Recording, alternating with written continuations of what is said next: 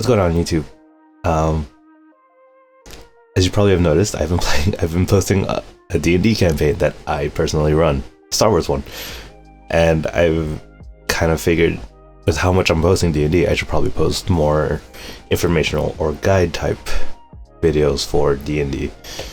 And why not start with arguably the most important part for any player, at least, and that would be character creation. So for me, character creation, there are two base parts when it comes to character creation. There's the roleplay side of character, and then there's the practical side of character creation.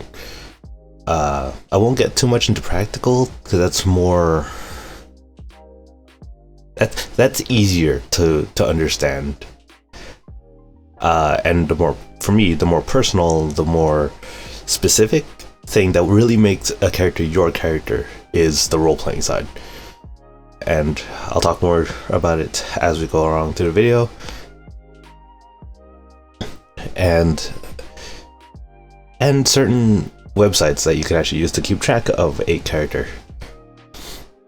So yeah. Without further ado, let's make a character, shall we? Alright. So, character creation. So there are many ways to keep track of a character in the game Dungeons and Dragons. You can either print out a character sheet, fill it out like that, or how I like to do it personally is use websites like D&D Beyond. As you can see, I have many characters. I already have I have 4 characters here, just from the past few games I've been playing. Let's go look. You know what? For this video, let's make a new character. And D&D Beyond is, for me, one of the better websites because you can do this. you can show tooltips for beginners who have never created a character, and it can at least try to explain what certain things are. So we'll click that for now, and we'll go through a build. So in this first bit, it kind of just goes over like what creating a character is, character level, just base stuff like that. And honestly, the way they have it laid out in terms of order of what to build, for me, barring one thing, actually would be how I would typically build a character. And of course, with D&D Beyond, you have access to a bunch of other, like source material, stuff like that.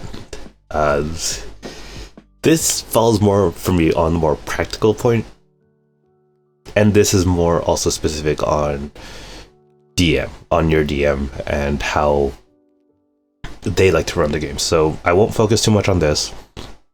This is very much depending on DM, what your DM allows, stuff like that. And before we get into the race of a character, well, actually no, sorry, I switched it. So we're going to go into the race of a character. Picking the race of your character, for me, is not, well, for me it's actually not the first thing. The first thing I do is actually pick the class I want to play. So for now, we'll skip this, and this kind of explains what choosing a race does, what you get with specific races. And they suggested this first, but I like to pick the class first, then I go pick race, and then I go into background. It's just how it's worked for me and how I've been able to make my characters creatively. So for now, we'll start with class. And there are different classes you can pick. You can make my recent one. Sorry, stuffy nose. My recent one was a paladin, and my first ever was actually a ranger. And because I've been wanting to make a ranger, I've been really wanting to make a ranger as of recently. Let's make a ranger. Why not? So with rangers, you get certain abilities and certain skills and proficiencies, which is explained here with favorite enemy, natural explorer. You pick your fighting style, spell head, about third level. What you get at different levels, basically, and that are like very specific to rangers.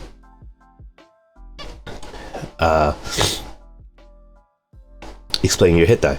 Hit die is basically what you use to roll your health in the game.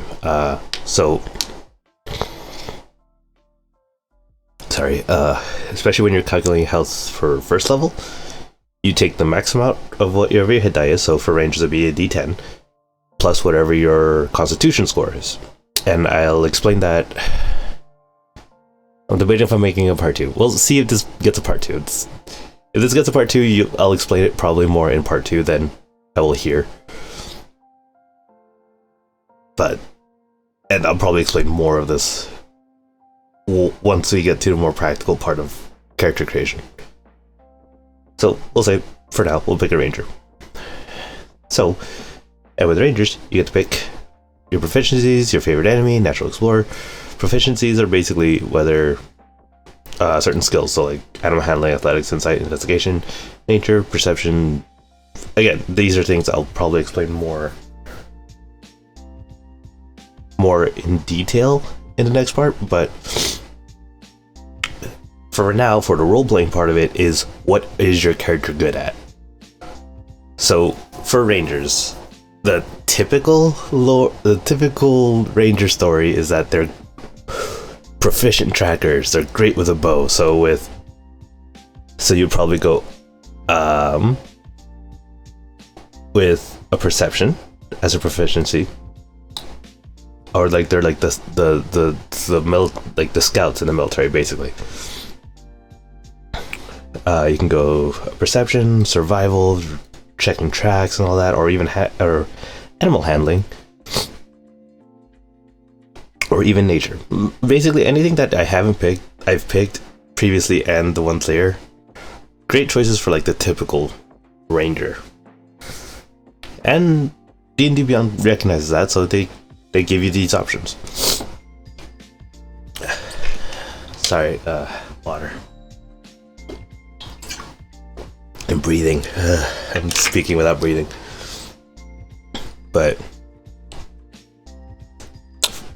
And for me, I have like my preferred skills. Like for me, perception, survival, and I tend to go towards stealth usually, because I like being the sneaky archer type deal.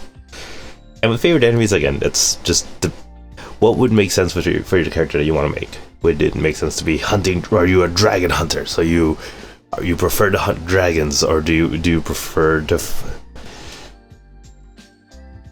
or do you just prefer to fight humanoids? So if you pick a humanoid, you could choose two humanoid characters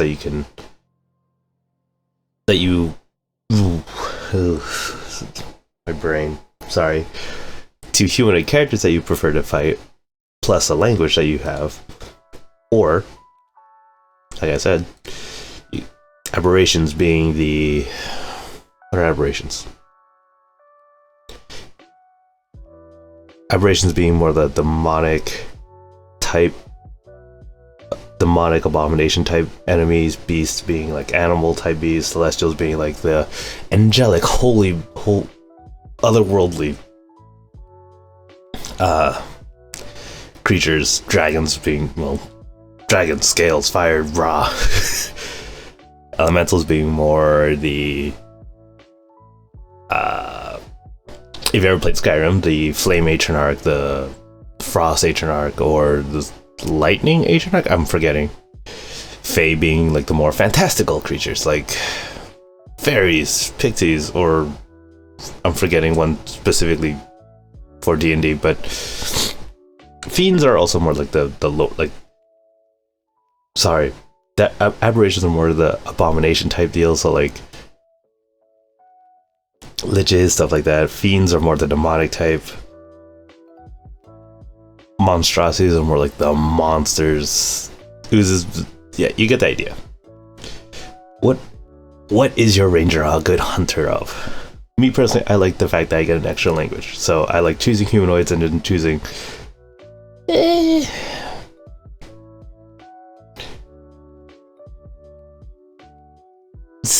more the typical enemy types. So like orcs, I like picking those sometimes.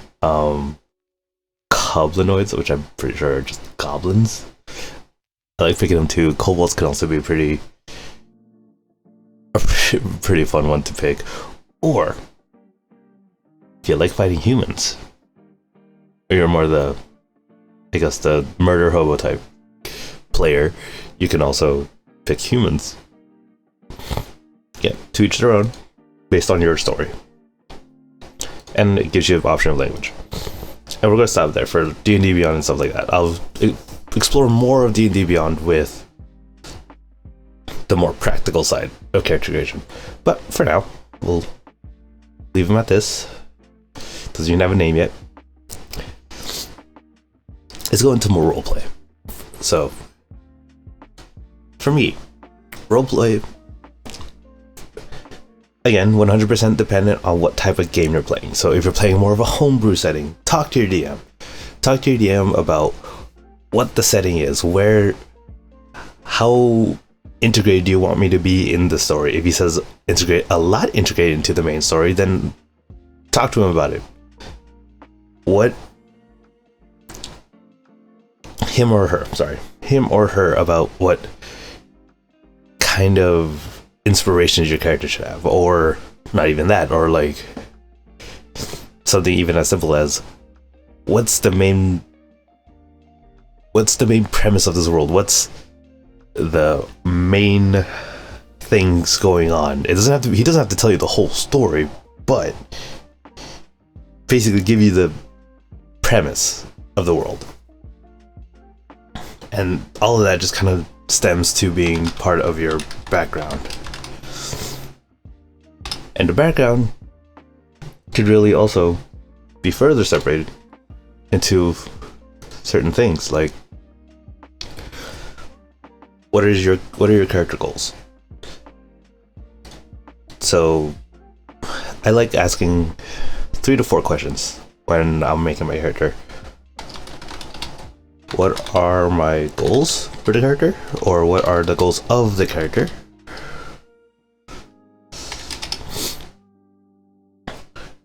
What is the driving force for my character doing what he does? For doing what he or she does?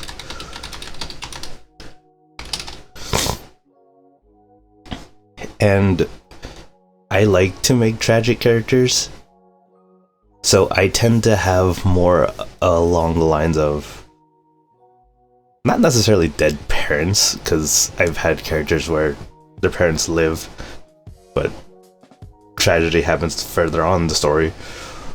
Or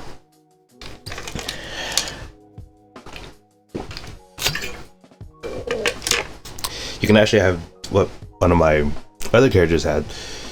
He was a military leader, and off of one bad call or one bad order, he lost his entire platoon, or he found out that someone betrayed his battalion and cost a lot of lives for having a traitor in his midst. And to turn out it was someone he knew, it was really close to. Stuff like that. For me, that's like, I like to do that kind of stuff.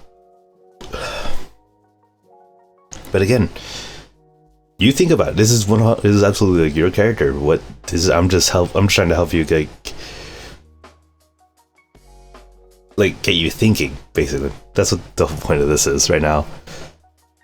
And another question I'd like to ask is more along the lines of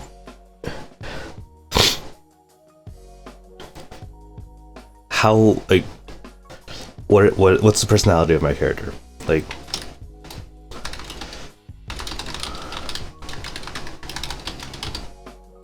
what is personality? And you can have a character be whatever you want. One of my characters, Tyr, he was this kind of smooth talking, witty pirate, but he was also the kind-hearted type. Like, he would put his life on the line for his friends or his family, and as a matter of fact, he actually died doing that because he wanted to protect people. Odd coming from a pirate, right? Well, he didn't want to be a pirate to begin with. He was just kind of something he thought he needed to do early in his life. And for this last question, it could really be whatever question you feel you would need to ask to really flesh out the character. So for one of my other characters, he's a rogue. And not the typical rogue with 2 dead parents, and actually his family that he grew up with is alive, very well alive, and he's just trying to make money to send to them so they don't have to keep stealing for themselves and others around them. So that's why he's out adventuring. That could be another question. It's like, why are they adventuring? If I can type. Why are they adventuring in the first place? It could be for just the thrill of adventure. It could be for personal reasons, like my other character. It could be a path. It could be a story of revenge, or it could be a find yourself kind of story, or it could be a story about romance, finding love out there in the world. Your character, you can 100% make it whatever you want it to make it, and that is the beauty of Dungeons and Dragons. And like, this is one of the main things that I like focusing on, because I love telling that story. I love the idea of just putting a personality to something that I created. And one of the main reasons I still play D&D now today, and why I even run my own game.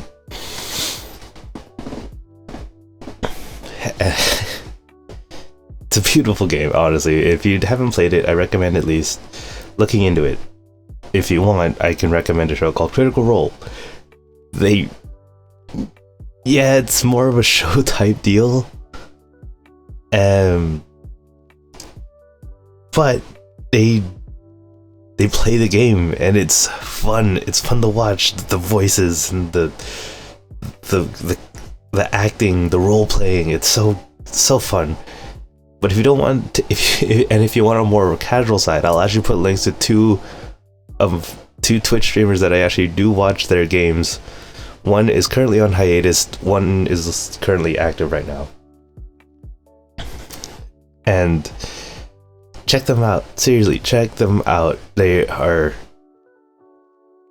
great.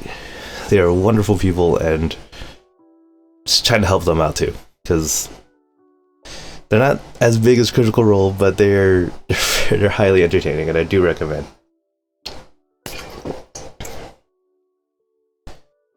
I just realized I spelled that wrong. That's gonna bother me. There we go.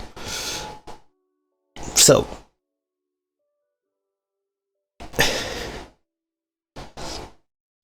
and for like one more thing for like role playing, if you want to take it to that far, you can also start thinking of like what they look like. So you could base that off of their race, or you could base it off of,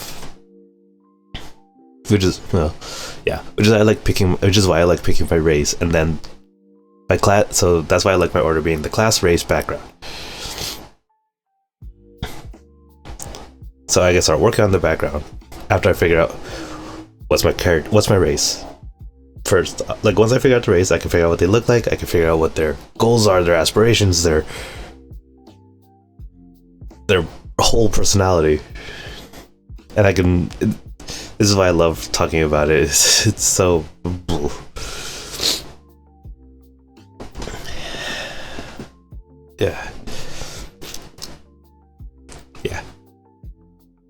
Yeah. There's not much else to talk about when it comes to the roleplay part, but this video taking a little bit longer than I would like it to be. So, like I said, check out Critical Role, and then check out the 2 other streamers that I watch to kind of see both sides of it, the more professional side and the more casual side of D&D. And if you like, I have my own campaign going on also on Sundays, 7:30 p.m. PST. Check it out. It's a Star Wars game. If you love Star Wars, come hang out. It'd be great.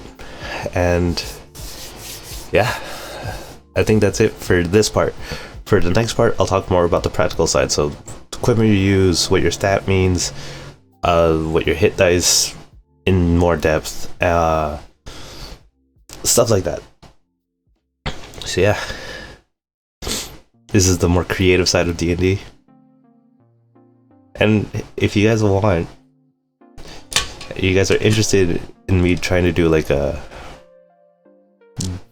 DM side of it,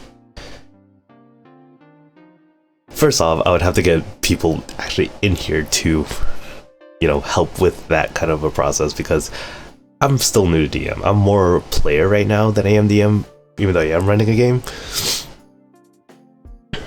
But I have my own perspective, and I know other people have their own perspective when it comes to DMing. And yeah, if you want that side, let me know down in the comments. And if you enjoy, hit that like button. Lets me know that you actually enjoy what you're watching. And of course, subscribe if you want to be notified for more videos, whether it be general gaming, VR, D&D, stuff like that. And if you ever want to see me, if you ever watch blah blah blah, if you ever want to see me play any of this kind of stuff live, go ahead and follow my Twitch. My Twitch, it is be twitch.tv/silent_legend, spelled just the same as it is here on YouTube, just with an underscore in between them.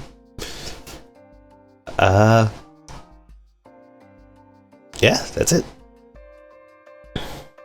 Thank you for watching. Hope you enjoyed. And in case anyone hasn't said it to you yet, stay legendary. Peace.